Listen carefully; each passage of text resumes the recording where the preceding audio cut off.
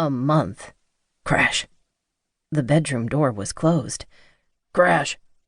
Arnie braced himself for a confrontation with his son, then flung open the door and stepped inside. It took a moment for his eyes to adjust to the darkness. Shadows on the walls, paint on the hardwood. That smell. What was that smell?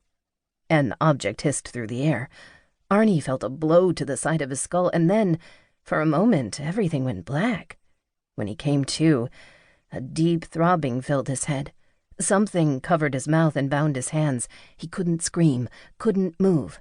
Suddenly, unseen hands tore open his shirt. Arnie flinched as nails bit into tender skin. He heard the snap of the match before he smelled the sharp scent of sulfur. With horror, he caught a glimpse of a shadowy face, eyes like the devil. He thought of the Bremberg girl's pigtails, brown and glossy and uncentered. Only one red bow. Then came the pain, and it didn't stop. 2. Allison Campbell may have spent the last 8 hours teaching people how to project confidence, class, and charisma, but by 3 o'clock Wednesday afternoon, she was feeling uncharacteristically drained. It was nearly the end of March, the time of year early rising daffodils should begin stretching their way from a long sleep, but winter held on with the tenacity of a stubborn 2-year-old. Clouds shifted and sulked in the sky, their brooding manner warning of even more snow and sleet. Allison tried to keep her focus on work, but her mind drifted to the weather, her sore feet, what she would have for dinner, anything but the paper in front of her. She looked again at the pink slip crumpled next to her, at Vaughn's tight, slanted handwriting. Call your sister. Important. With Faye, it was always important. Allison didn't have the stomach for it, not now. Still, she felt that familiar knot in her belly at just the thought of Faye. She'd call her back later.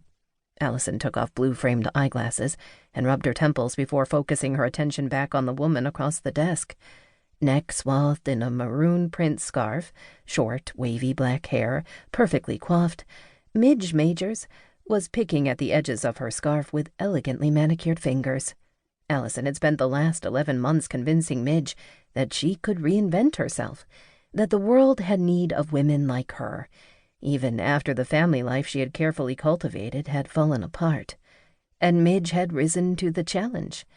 This Midge looked almost the same as the Midge she had met a year ago.